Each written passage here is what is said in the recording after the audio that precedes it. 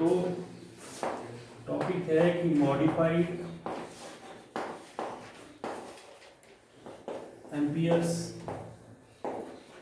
Circuital law. तो जो modified है वो है एम्पियर सर्किटल लॉ, और जिसने इसको मॉडिफाई किया वो था Maxwell. Maxwell's modified ampere circuital law ऐसा बोला नाम। तो मैक्सवेल ने तो जब किया तब किया, पहले एम्पियर सर्किटल लॉ क्या था? एम्पियर्स लॉ कहता था कि जब कभी भी करंट चलता है किसी तार में से तो उसके आसपास मैग्नेटिक फील्ड बन जाती है। एक राइट हैंड थंब रूल लगता है इसमें, जिसमें थंब जो है वो करंट की डायरेक्शन में करते हैं और इस तरह से कर्लिंग जो फिंगर्स हैं, जिस तरफ को आप फिंगर्स टर्न कर रहे हैं उस तरफ को मैग्नेटिक फील्ड बनता है। तो एम्पियर सर्किटल लॉ बोलता है कि ये जो करंट बनता है, ये ये जो मैग्नेटिक फील्ड बनती है ये इस फॉर्मूले से आती है, B डॉट dl क्लोज्ड, ठीक है, क्लोज्ड लाइन इंटीग्रल, इसको बोलते हैं क्लोज्ड लाइन इंटीग्रल। अगर dl लिखा हो तो लाइन, अगर ds लिखा हो तो सरफेस, अगर dv लिखा हो तो वॉल्यूम। तो close line integral is equal to mu naught times the current, ये होता है एम्पियर्स लॉ। तो एम्पियर्स लॉ बोलता है कि जब कभी भी इस तरह से करंट चलता है तो उसकी वजह से जो मैग्नेटिक फील्ड बनती है वो इस फॉर्मूले से निकालनी है, B dot dl is equal to mu naught time. अब मैक्सवेल बोलता है कि ये लॉ कैपेसिटर के केस में नहीं चलेगा। क्यों नहीं चलेगा? क्योंकि बात वही है कि कैपेसिटर में क्लोज नहीं होता सरफेस। जैसे कि अभी उदाहरण में इस तरह से एक कैपेसिटर प्लेट्स हैं और इन कैपेसिटर प्लेट्स में गैप है, तो ये क्लोज नहीं हुआ, यहाँ तो ऐसे पूरा बंद नहीं हुआ। तो वो बोलता है कि ये लॉ यहाँ पे मॉडिफाई करना पड़ेगा। तो मॉडिफाई जब करता है तो वो बोलता है कि ये जो करंट है I, ये सिर्फ I नहीं है, ये है IC प्लस ID। मतलब यहाँ IC है, यहाँ भी IC है, लेकिन जो बीच में चल रहा है, जो बीच में बना वो IT है। तो इस तरह से जो लॉ है वो बन गया B dot dl is equal to mu naught IC plus ID। ये है modified Maxwell's Ampere circuital law. तो अब इसमें ये कहता है कि ये इक्वेशन कंटिन्यूटी में आती है, तो इसको आप ऐसे लिख सकते हो mu naught IC plus epsilon naught d phi over dt। ये भी इस फॉर्म में आएगा, ठीक है बात। तो this is your max modified ऐसे।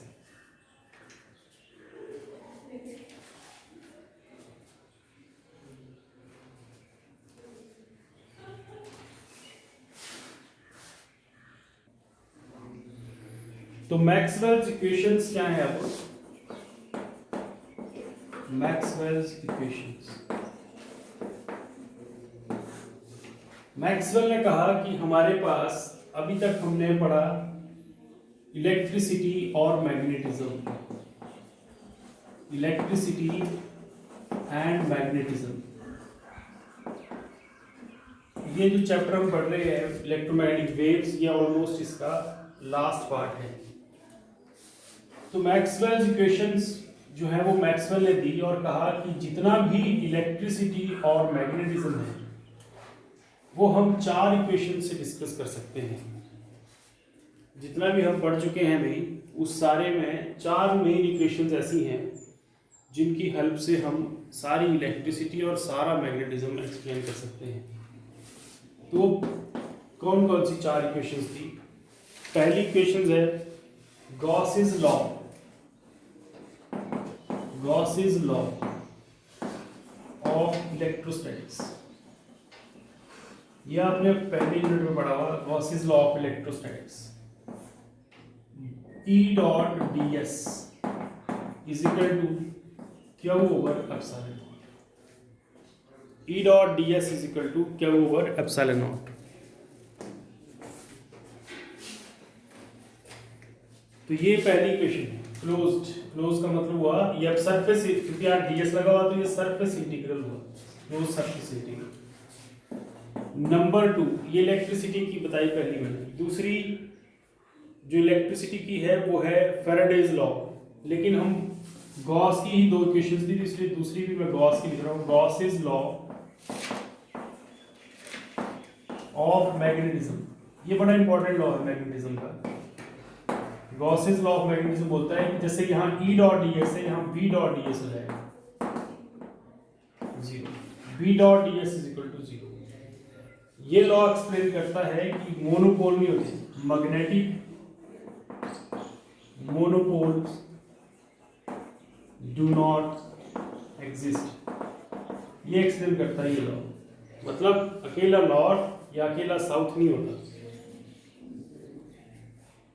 पेयर में ही होते हैं ये, जिसको बोलते हैं गॉसेस लॉ इन मैग्नेटिज्म। तो गॉस के दो लॉ हैं, बड़ा आसान याद रखना, एक इलेक्ट्रोस्टैटिक्स का लॉ और एक मैग्नेटिज्म का, और दोनों ही ds, ये EDS और ये BDS, और ये क्या वो अपॉन एप्सिलॉन नॉट अगर 0। इसके बाद थर्ड लॉ, जो तीसरा लॉ है वो है Faraday's law of electromagnetic induction. ये इलेक्ट्रिसिटी में है, Faraday's law of electromagnetic induction. तो Faraday's law of electromagnetic induction क्या बोलता है, ऐसे तो ये E डॉट dl की फॉर्म में लिखते हैं इसको, पर अदरवाइज ये सिंपली भी लिखा जाता है। सिंपल ये है कि induced EMF is the change of electric flux, ठीक है। तो इसको यहाँ पे हम E डॉट dl की फॉर्म में लिख रहे हैं, तो this is d phi v, ये मैग्नेटिज्म को इलेक्ट्रिसिटी से कनेक्ट करता है। E dot dl is equal to minus d phi v over dt,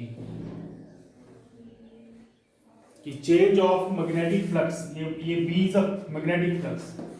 magnetic flux का मतलब होता है B इंटू S, या B डॉट ds भी लिखते हैं अगर आप d phi लिख रहे हो तो B डॉट ds यानी कि change in magnetic flux is equal to electric field. Electric field बन जाती है अगर मैग्नेटिक फ्लक्स चेंज हो रहा हो तो ये Faraday's law of electromagnetic induction है।